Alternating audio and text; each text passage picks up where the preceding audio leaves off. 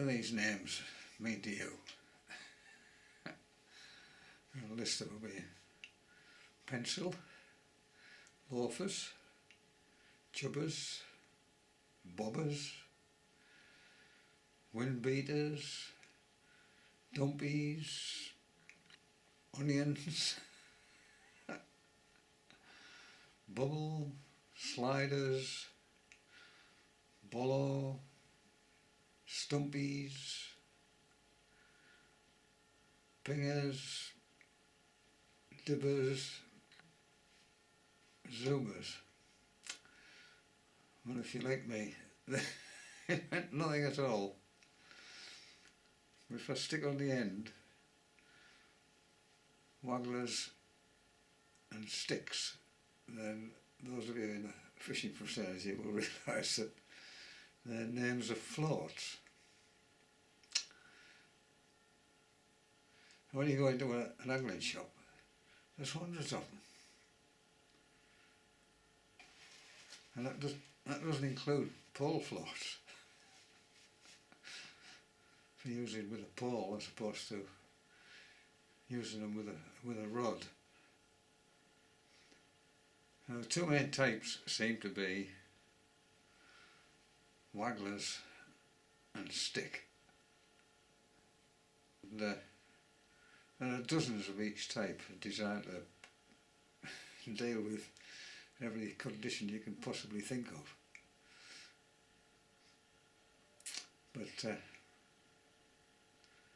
I know nothing about these. It's a complete new world to me. But I've often fancied fishing with float for grayling using a centerpin. So join me on this adventure of discovery. So I find out a lot more about them. I've looked at countless videos on the internet, and I've read goodness knows how many books about this. And I've tried to narrow it down to cover the situations which I'm going to be fishing. But let's have a look at these floats, these wagglers and these stick floats, of which I have accumulated many over the years. I've probably been given them as presents, so I've never actually used them. So I've been rummaging around all the boxes upstairs. These are the floats which I've discovered. So I'll look at them in a bit more detail.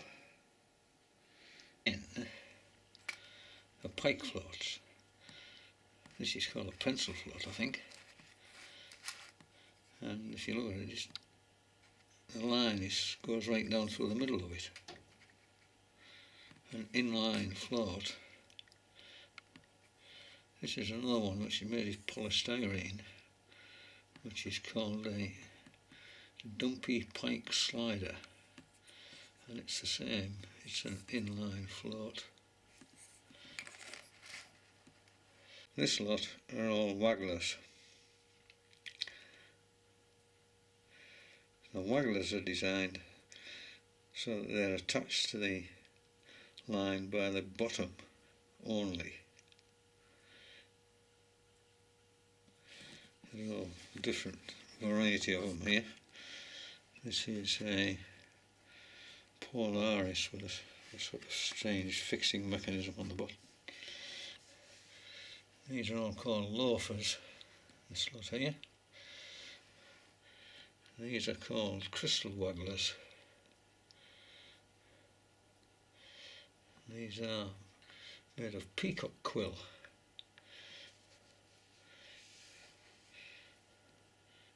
You can get them made of crow quills or goose quills or porcupine spines or Sakanda reed. Don't ask me what Sakanda is, I haven't a clue. These are called bobbers, these little things here. And this is called a carp antenna, with this big long bit on the top.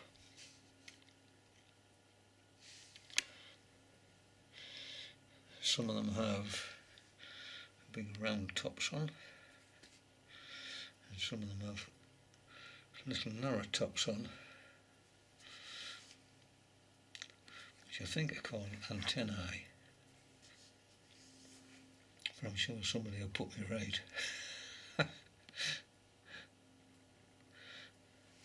And all wagglers, apparently, have a little hole in the bottom, which you can see there on the bottom of this peacock waggler. It's got that little hole there for putting the line through. And they all have that. See it there on that loafer. There. And similarly, on these bobbers, they all have that little hole.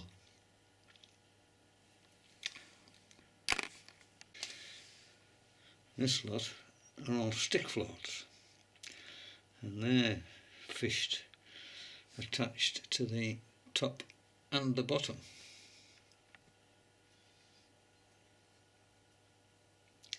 This little lot are marked Avon pattern. This lot are just marked big stick, and these are marked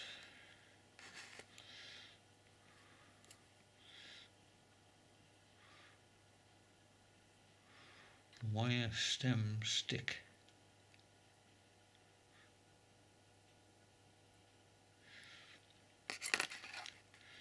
This one I made myself years ago.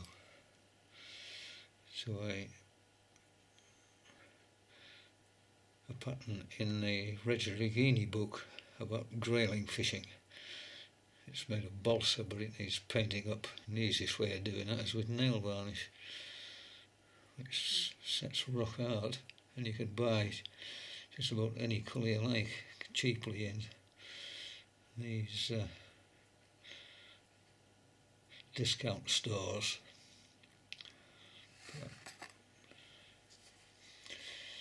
So there we are. So stick floats, on the other hand, tend not to have this eye on the bottom, but just to confuse things, some of these do. But if you look at these Avon floats, those sort of transparent ones don't, whereas this one does. These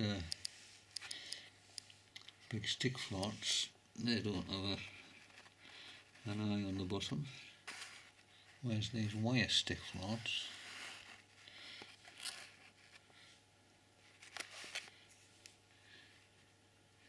they do. So there's the first bit of confusion. But it does say on them that it's a stick float, a wire stem stick. And when you look at them, they all have some writing on. It tells you what it is. This is a loafer, and it tells you 6.4 grams or 4 swan, and this is to do with the amount of lead you have to put on so that it sits correctly in the water. And we'll have a look at what this 4 swan means a little later. And they all have it. This says, what's that say there? 7BB. That says 2AA 1.6 grams. That says 4 grams or 5AA. So they all have this.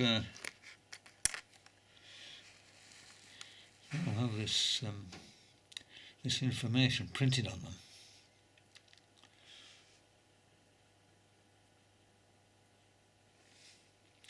And some of them have a sort of shoulder on, like this one here, and whereas these are more smooth. These have a rather sort of thick plastic sticky bit,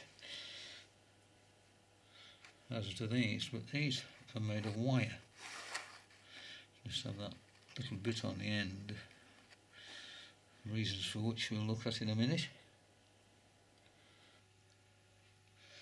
In some circles these Avon floats aren't regarded as stick floats because they've got this sort of big body, whereas stick floats tend to be very tapered from top to bottom, but for my purposes I'm just going to regard these as stick floats because of the way they're attached to the line, top and bottom, like stick floats.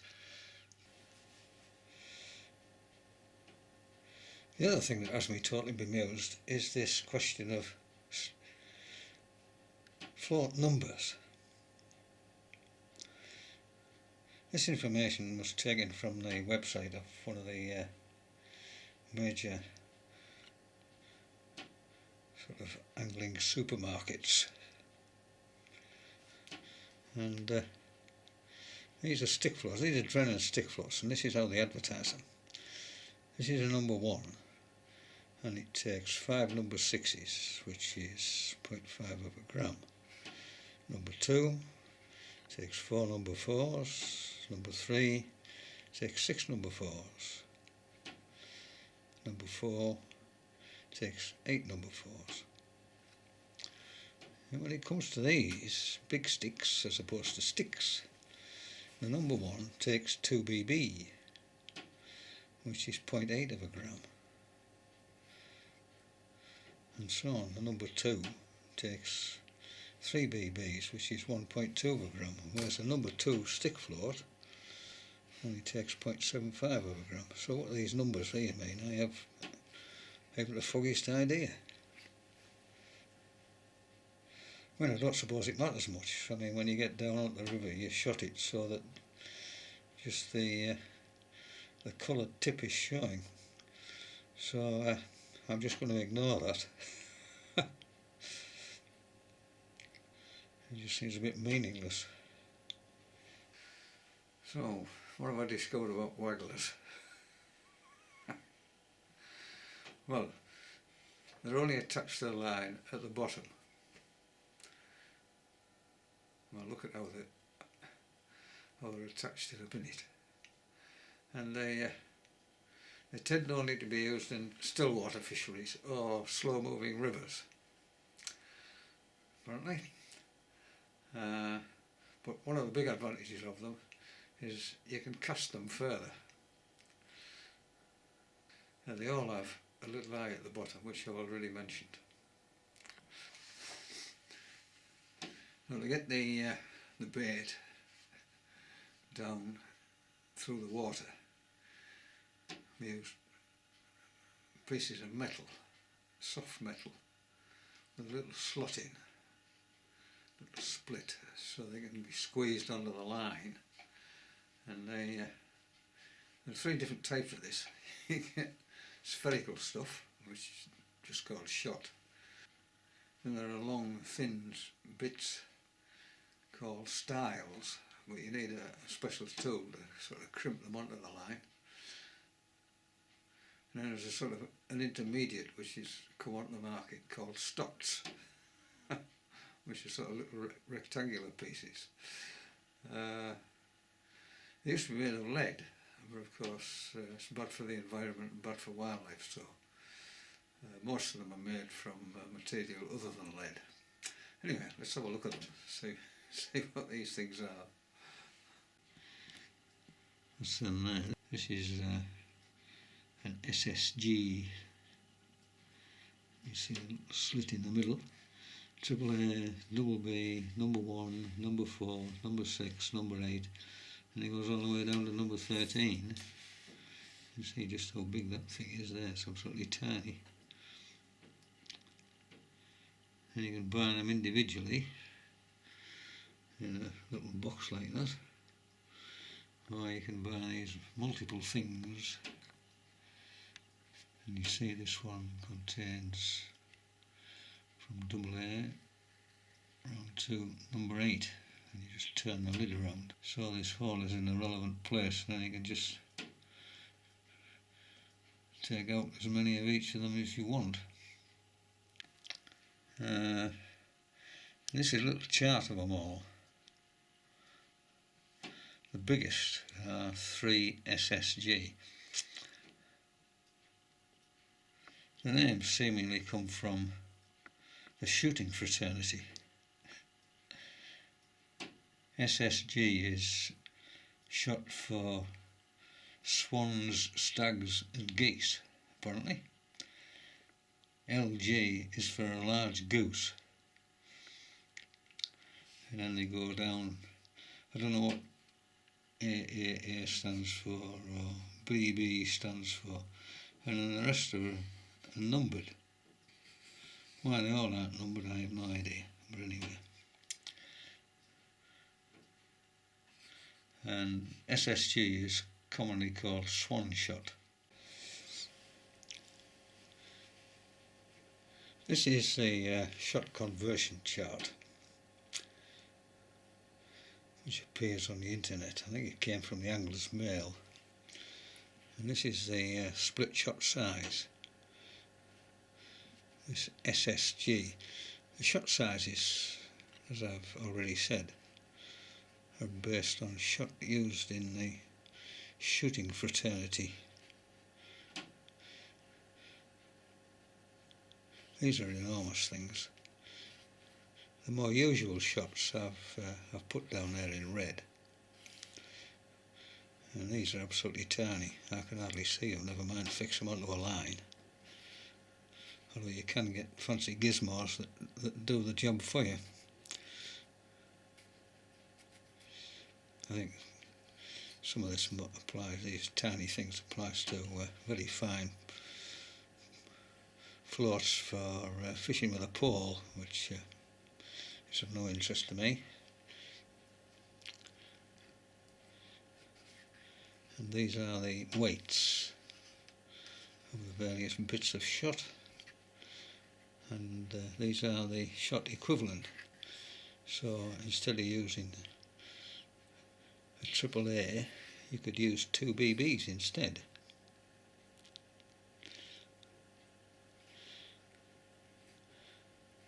And as a BB is equivalent to 2 number 4s, instead of using a AAA, you could use 4 number 4s,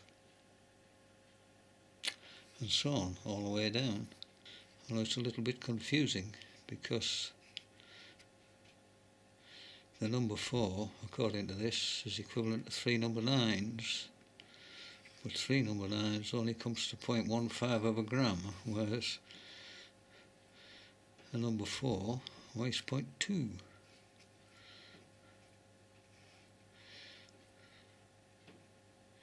Still, it's only a guide.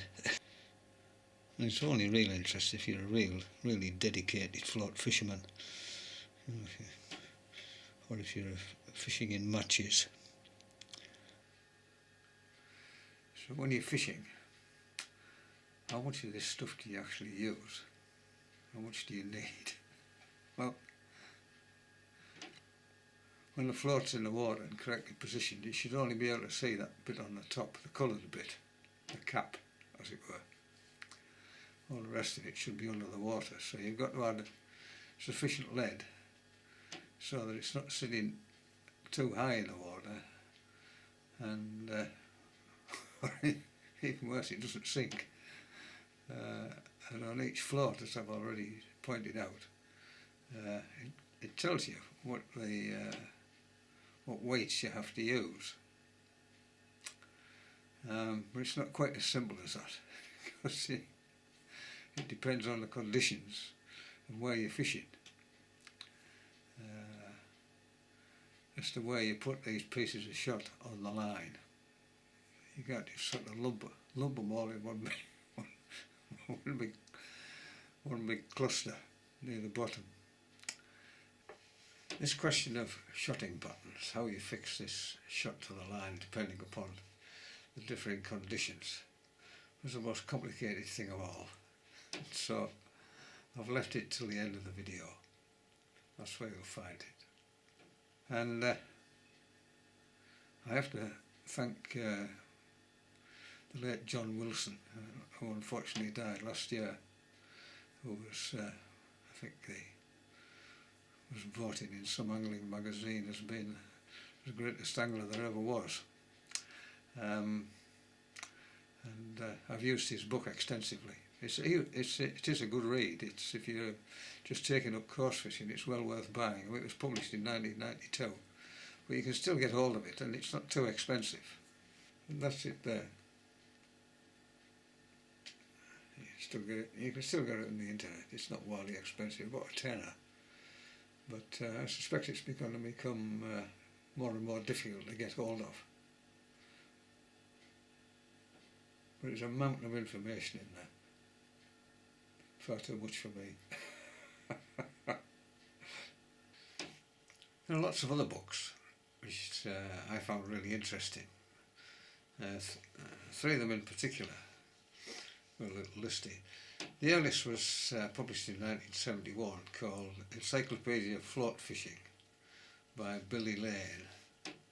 Really interesting historically. I mean, very good for beginners, but interesting historically. Black and white photographs, big heavy floats. And a more recent book was published in 1989. The complete book of float fishing by a chap called Alan Haynes. Again, really interesting. I mean, far too much for me, but if you're into float fishing, I would imagine it's a very good read. And then more recently, 2014, a book came out called Float Fishing Tackle and Techniques for Still Waters and Rivers by an angler called Paul Duffield. But there are dozens of them by well-known anglers. You can go on forever. And you can still get all of them on the internet. I mean, not very expensive. The Billy Lane book, you can get all of that for £3. Well, the next question which has arisen is how you join these floats to the line. In the case of a waggler, as I've already said, they're just attached at the bottom. And seemingly there are three ways of doing this. And let's have a look at these methods. So I've got a waggler, crystal waggler, and some silicon tubing. It comes in a great multitude of sizes, this stuff here.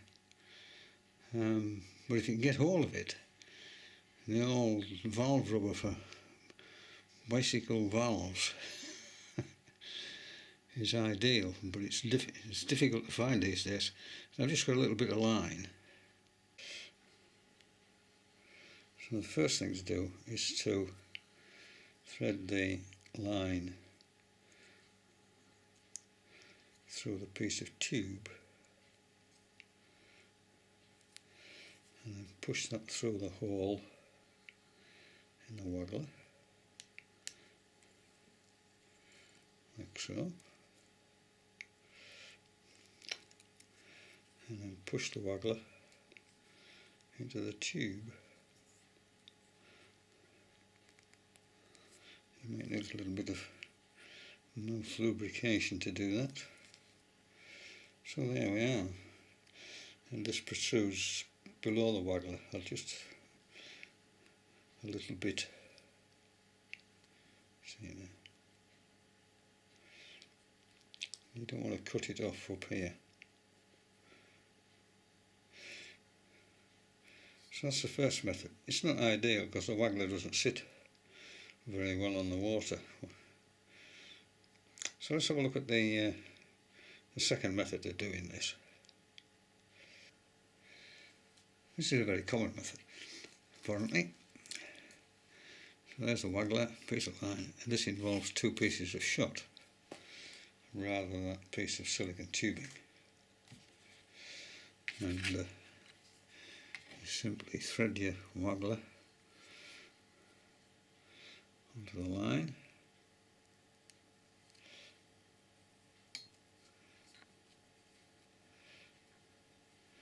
And you hold it in place with 2 pieces of shot. There it is. Or sometimes you might have 2 pieces of shot below. No, just one. You don't want them on the line too tight, otherwise you won't be able to slide the waggler up and down, depending on the depth of the water.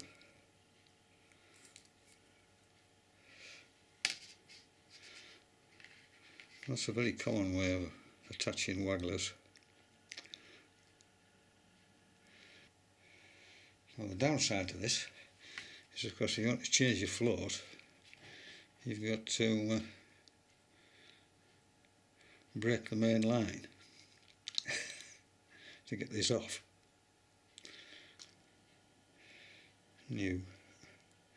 Instead of using the lead shot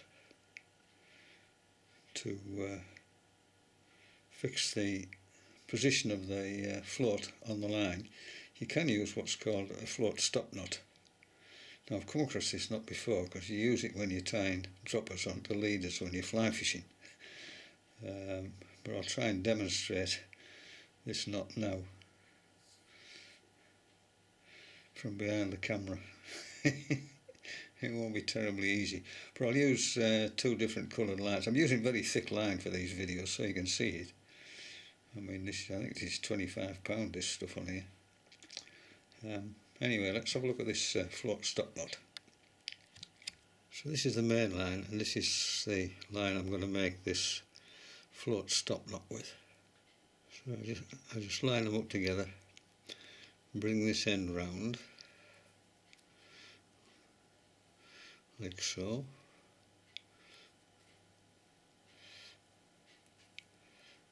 So I'll bring it over the top, underneath and through.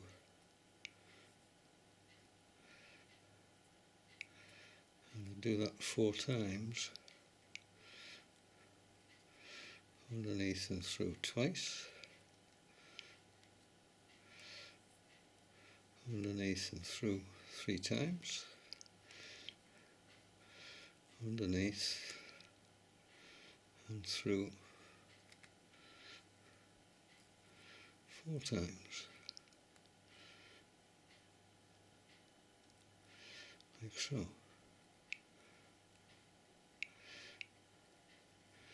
Take hold of both ends. Give it a little bit of lube. And then pull.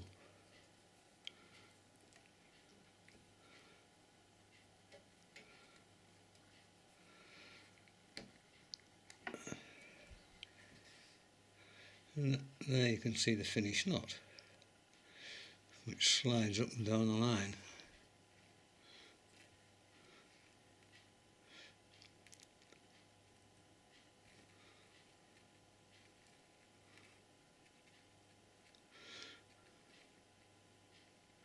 And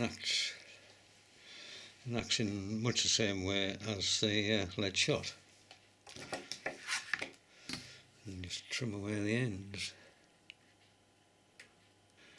And just trim off the end. Leave a little tag.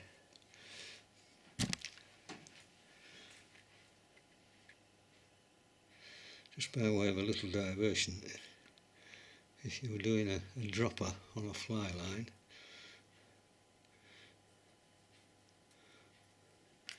just make a little loop.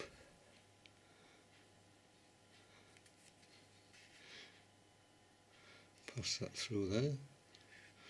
Like that.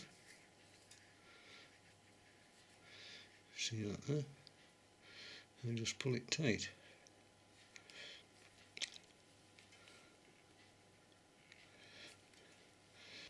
Second little knot on, you'll see that the dropper sits at right angles to the main fly line. For those of you who are interested in fly fishing and want to know how to put a dropper onto the leader. Anyway, that's just a little diversion while we're here. So there you can see the waggler on the line with a sliding float stop knot, top and bottom. So you can slide these up and down depending on the depth of the water.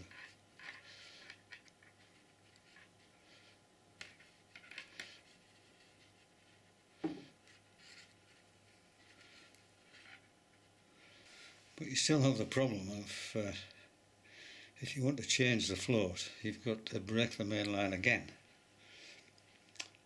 which is a real nuisance, apparently.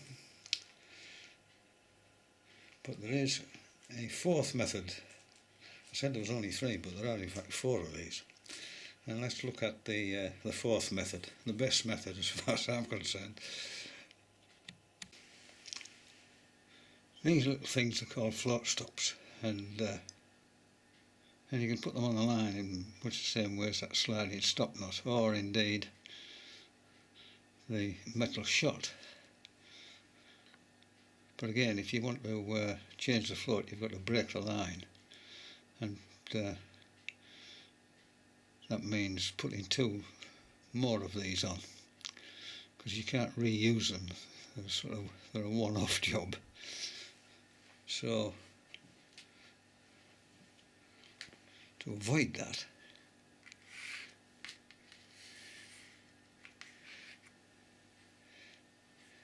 you need these things here. Now, these are called float adapters, and it means you can change the float really quickly without breaking the main line and messing about. And you can use them with sliding float knots or shot, or use them with these float stops. Let's have a look at how you fix all this together.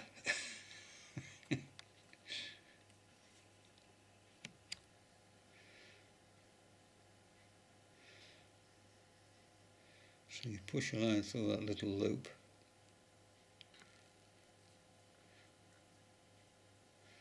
and just bring it round.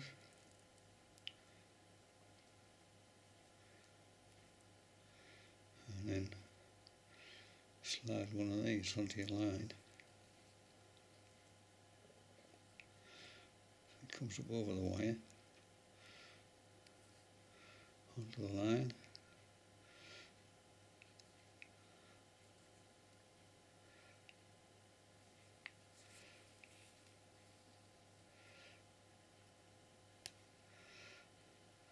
And there it is.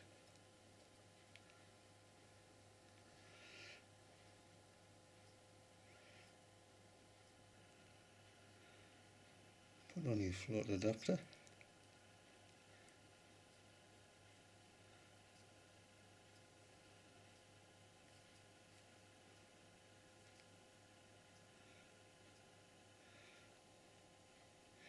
And then put on another float stop.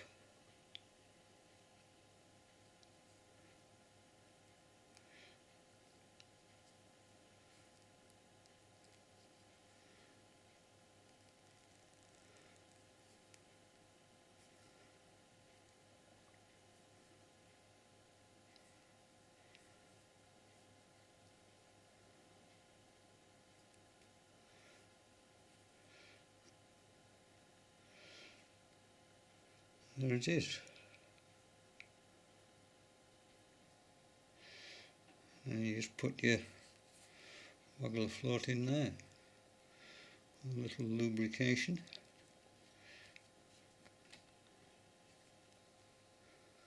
So there's the finished article, and that strikes me as probably the best way of attaching a waggler to the line. And of course, and they slide up and down the line quite easily.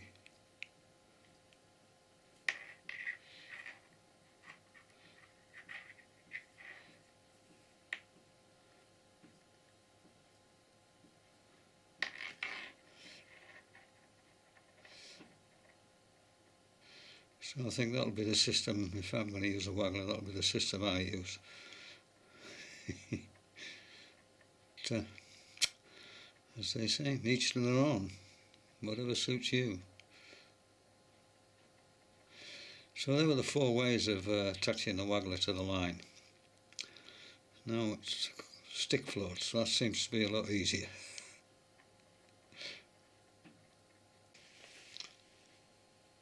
So stick floats, this is a typical wire stick float, and like all stick floats it's attached top and bottom, and to do that you need tubing, larger diameter tubing to attach it at the top and small diameter tubing to attach it at the bottom. And you can buy this tubing in different colours, as you can see there, and all sorts of different diameters. So the first thing you need to do is pick the right size and thread them onto the line. So you need a bit for the top and a bit for the bottom. So I've got 2 pieces of silicone tubing on the line, one for the top, one for the bottom.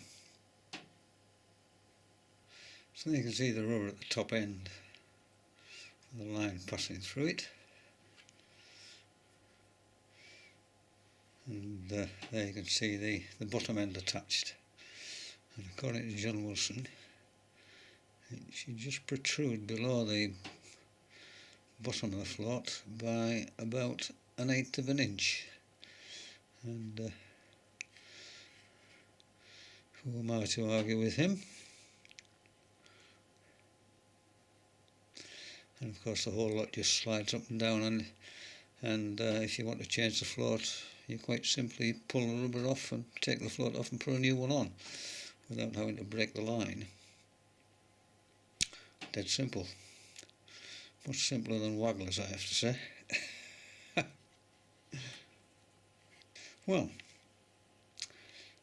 that deals with attaching the floats to the line.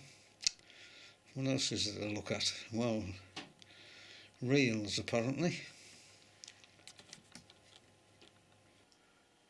One of the problems with wagglers when you're fishing faster water on rivers, sort of medium pace to fast water, is that when you're trotting, every now and then you stop the float and the line is swung up by a current like that, or maybe over an obstruction, or just to try and attract the fish.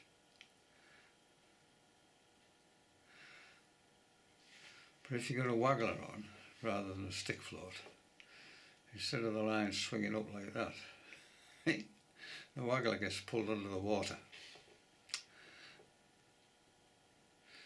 That's the reason why wagglers aren't used on faster water or rivers. Something I never even considered, but a useful little bit of information. So as I'm looking into this for the intention of long trotting, sort of medium paced or fast paced rivers up here, then I could forget all about wagglers and concentrate on stick floats and shot patterns. Well, having looked at floats, a huge variety of them, we've had a look at shot, and we've had a look at how to attach the floats to the line. It now comes to the question of reels. And I've got 4 reels here to have a look at. These 3 are centerpin reels. This one is the usual fixed spool reel.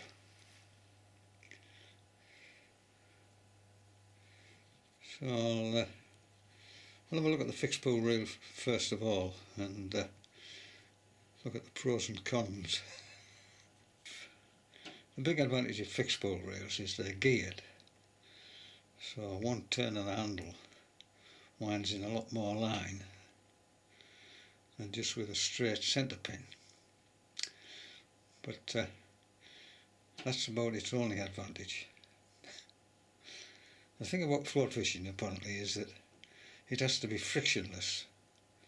When that float's going down the river, you don't want it being dragged out of position, and this is what tends to happen with the fixed spool reel, unless you're standing directly behind the line of a float. The second disadvantage is that the spool holds an awful lot of line, and when it's wound on, the upper coils tend to bed down into the lower coils, so the line doesn't come off the spool as freely as it does with a centerpin. And of course, because the spool doesn't go around, the line comes off the front in coils, and with it being a small spool, the line retains that sort of coil memory, as it were, line memory. And you can see it better on this clip from when I was fishing about Midland. So that's not an advantage either.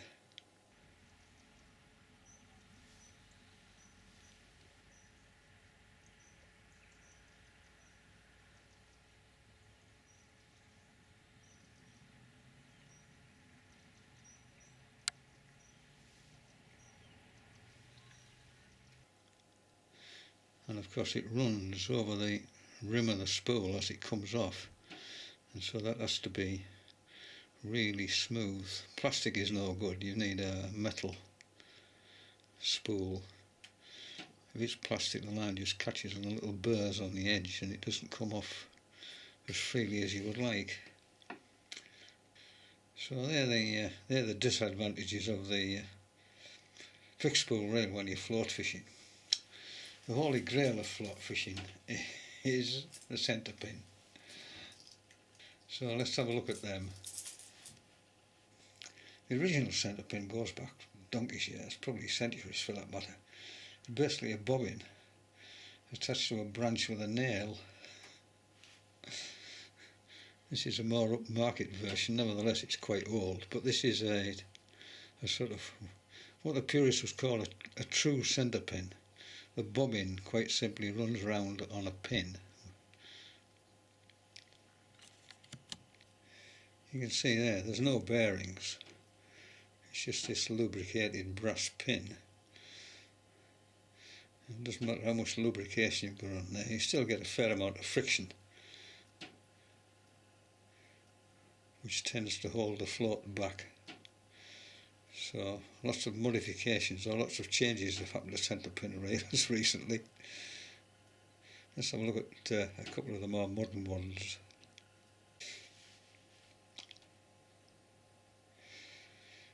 You can spend a small fortune on centerpins.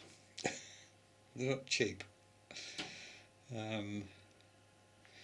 This one is what they call a leads reel, which I've had for years, never used it. This one is a Young's John Wilson Heritage centerpin, and they have bearings in them, so they're not, as it were, true centerpins, and they are very free spinning.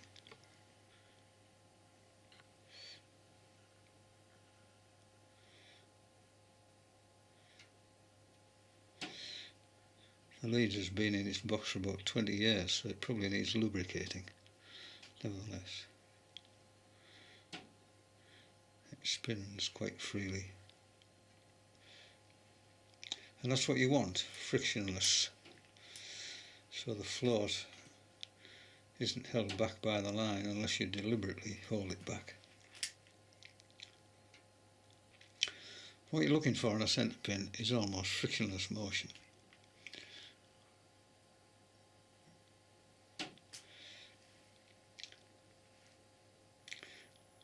So how do they overcome the two problems which you get with a fixed spool reel?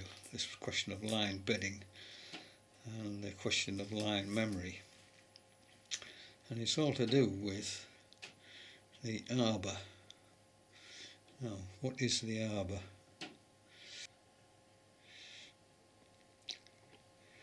The arbor is this bit which the line winds round, and you'll see on these reels that it's got a large diameter, so that solves the question of line memory. What about this question of bedding in? Well, you only put enough line on as you're going to need for long trotting, say 50 yards.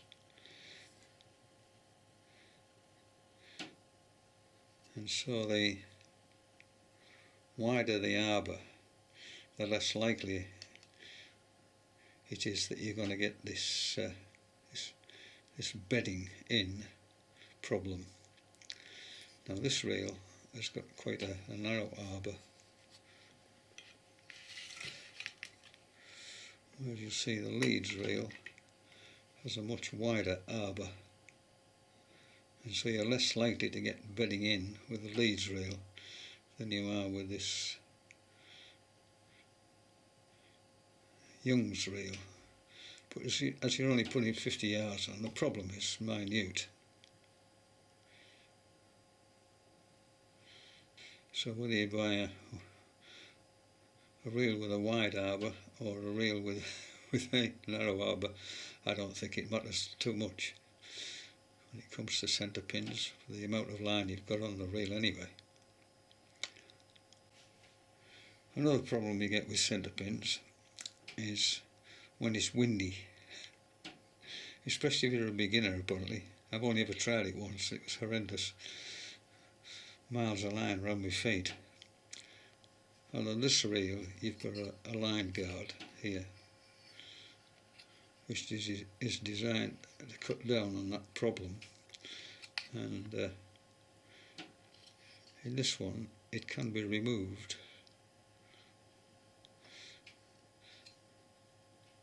Now whether you have a line guard on or not is personal preference and how good you are with a centre pin. Sort of real centre pin enthusiasts, they don't like line guards at all. The problem with line guards is that when you want to bring the line in at the end of a trot, winding a handle around a real pain. It takes ages, and most people butt the reel with a hand like so, which you cannot do if you've got a line guard on.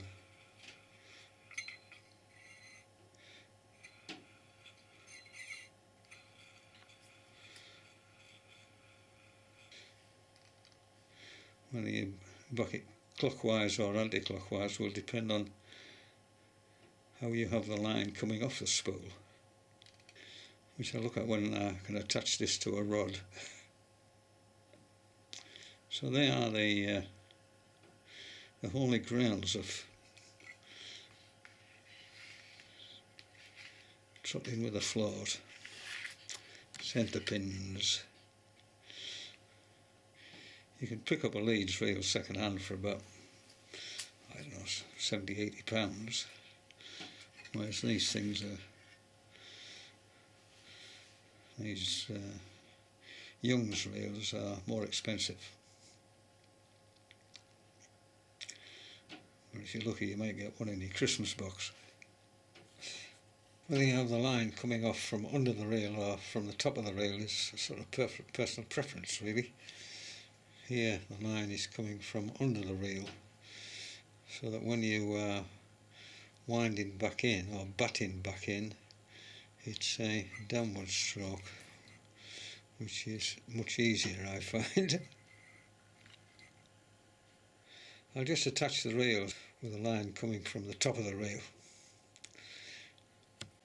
So there you can see the line coming from the top of the reel nearest the rod, and obviously if you're winding back in you have to butt it that way, which I find quite awkward. So Again, something just to bear in mind when you before you put the line on the reel, which way you want it to be, over or under. Again, it's personal preference. But of course, as I said before, if you've got a line guard on there, then you have to use the handle, which slows things down a little bit when you're standing up to your waist in freezing cold water. When I was down on the riverbank, I discovered that most centerpin users have the line coming off the top of the reel. You have far more control apparently when it's windy, and it's often windy down on the riverbank. Just a couple of other things to mention. They both have a ratchet mechanism on. It's either on or off. There's no sort of fine adjustment to this.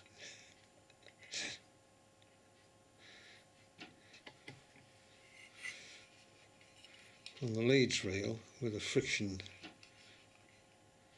applied, you just get the friction. You don't get any sound, but it doesn't spin.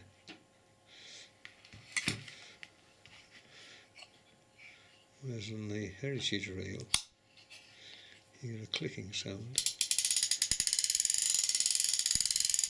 But again, it's either on or off. There's no fine adjustment to that. And they both have a backing plate.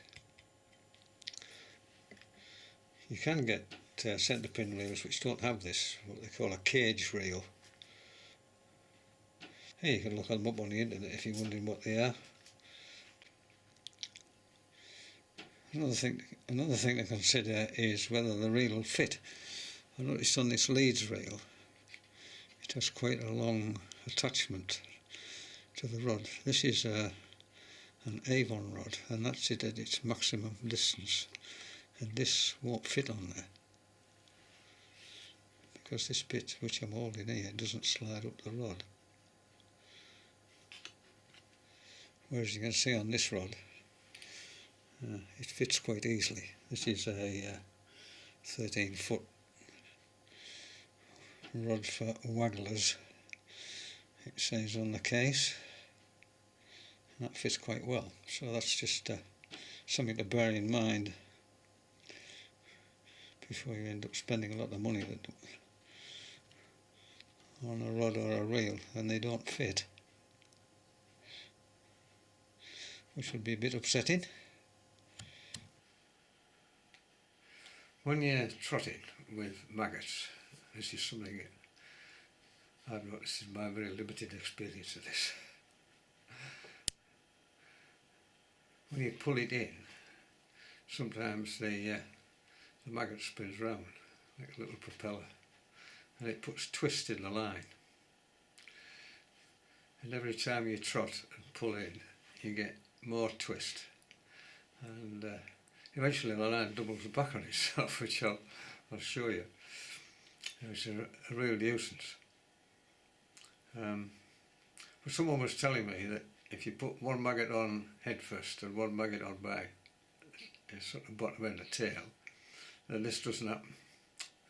Now, whether that's true or not, I don't know, but it sounded very convincing. The other way of overcoming it is to put a swivel on. Of course, a swivel has mass, so it might affect the amount of shot you put on the land, especially if you're it's very fine shot which you're using. But you can get really tiny swivels. This one weighs the same as a number 9 shot, so it wouldn't have that much difference unless you were very fussy to the way in which your bait passes through the water. But I think I'm going to prefer to use swivels because dealing with twisted line is a real pain. I've got some line here. I've just put a loop in the end so I can put some twisting. All I'm going to do is twist it round and round and round like that. So I can show you what happens when you get too much of this, but it may take some time. So I've put some twist in the line, and after a while this happens.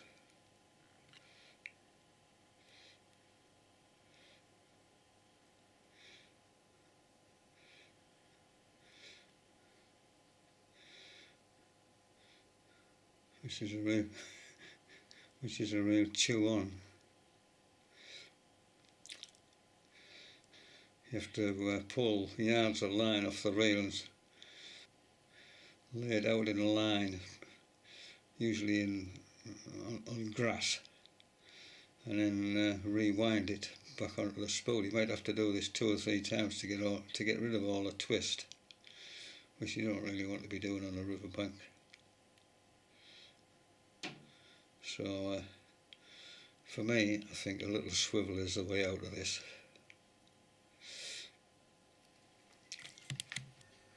Well, continuing on with this quest to find out all about float fishing, the next thing to have a look at is rods. Well, there's dozens of them, but the general consensus seems to be something between sort of 13 and 15 feet, sort of match rod.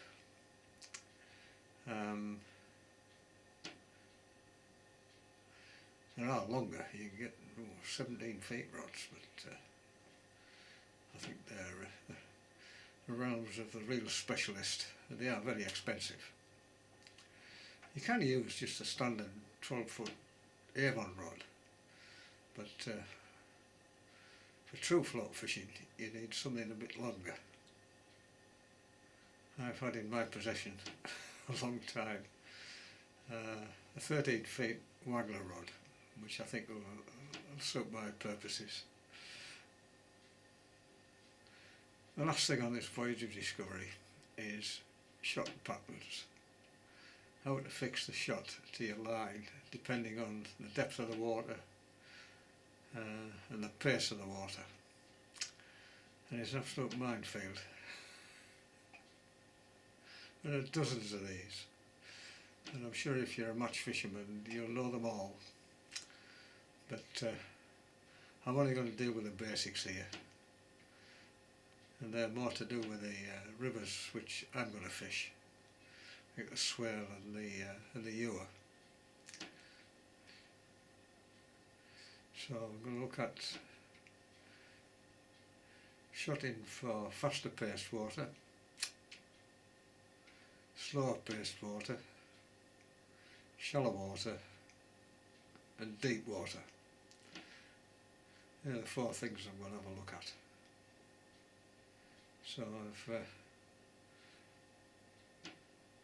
purloined information from the internet, from books and from talking to people. There are dozens of shot patterns where you put the little pieces of shot on the line depending on the river conditions. Well, I'm looking at all this with the intention of fishing for grayling in Yorkshire rivers, sort of medium fast pace and sort of shallow medium depth, certainly nothing more than 6 feet, and so I've chosen 5 shot patterns which I've got drawn on a big sheet of paper here. So what I'll do is I'll just run the camera along each pattern, and you can peruse it at your leisure, make your mind up whether it's of any interest to you or not.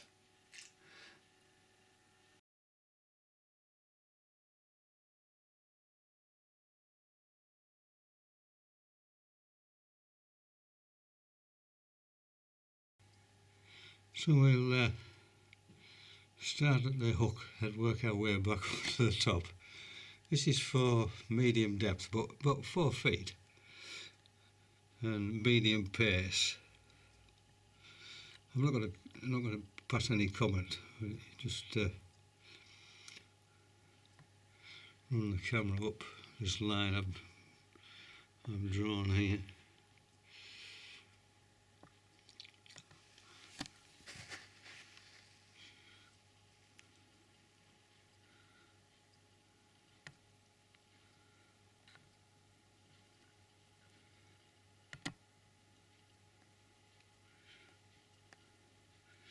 Yeah, I hope you've got that. This one is for deep water, about 5 or 6 feet. Medium pace water. When I say medium pace, I mean sort of walking pace.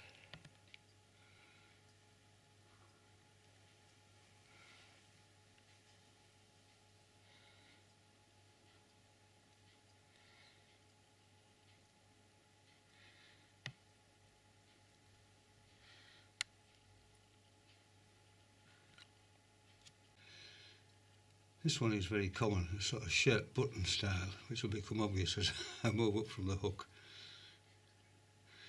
And again, it's for slow medium pace water,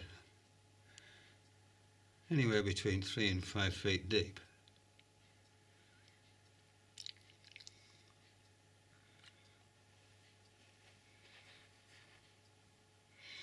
As I come up, the thing you'll notice is that the shirt button shot, as it were, as you put them up the line, the distance between them becomes greater.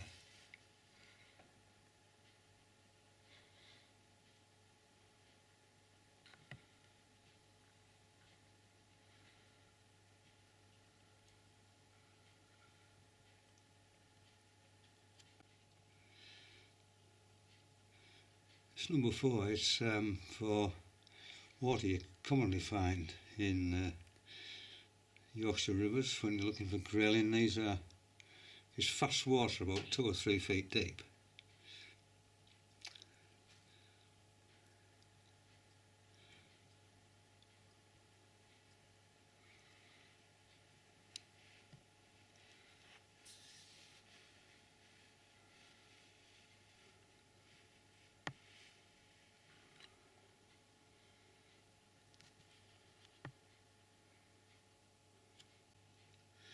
And this last one, the 5th one, is for faster, deeper water and a bigger float.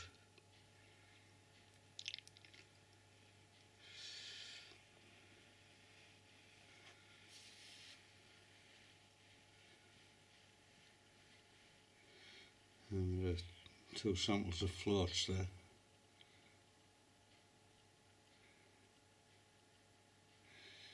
Big sticker on Avon.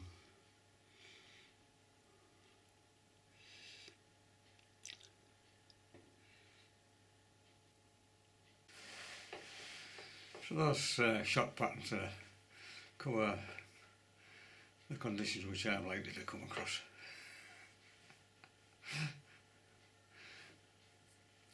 But the one thing I did notice down on the river is that people seem to have one shot pattern and stick to it. It doesn't seem to matter what the conditions are. They just collapse the rod, shove it in the back of the car and leave it there till next time. Well, there we are, that's as far as I'm going with this. It's getting far too complicated.